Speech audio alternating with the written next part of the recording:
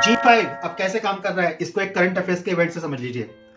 तो मक्खन सिंह, यूएस ने रशिया का एक Russian flagged oil tanker seized कर लिया है।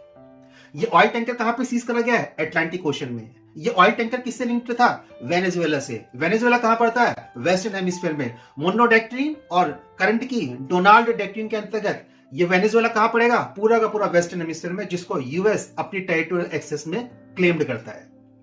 ऑयल टैंकर सीज हुआ अटलांटिक ओशन में। अटलांटिक ओशन में कहां पे? यूके की टेरिटरी पे।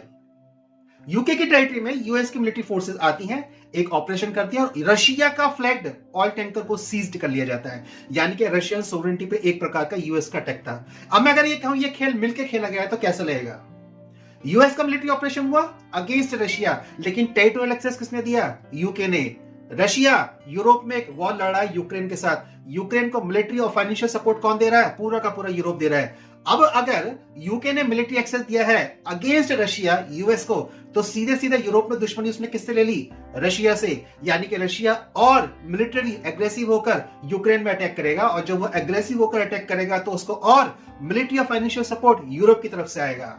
और जब यूरोप की तरफ से आएगा तो यूरोप के पास अपनी कोई सेना नहीं है, वो कब तक उसको मिलिट्री सपोर्ट करेगा? और यूएस वहां से धीरे धीरे विड्रॉ कर जाएगा और 2030 आते आते पूरा का पूरा यूरोप कोलैप्स हो जाएगा। ऐसा नहीं है कि पावर यूरोप को माइनस करना चाहते, यूरोप को माइनस होना ही है, क्योंकि 2030 के बाद वहां पे सिविलाइजेशनल वॉर स्टार्ट होगा, और जहां पे लंडिस्तान और पाकिस्तान को बनने के लिए वहां पे क्रूसिफिकेशन स्टार्ट होने वाला है।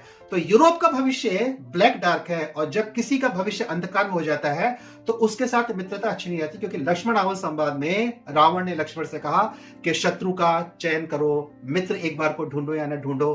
तो यूरोप का ब्लैक डार्क फ्यूचर, इनका एक शत्रु का चयन कर लिया है, इसलिए अब उससे दूरी बनाने का प्रयास यहाँ पे प्रारंभ हो गया है।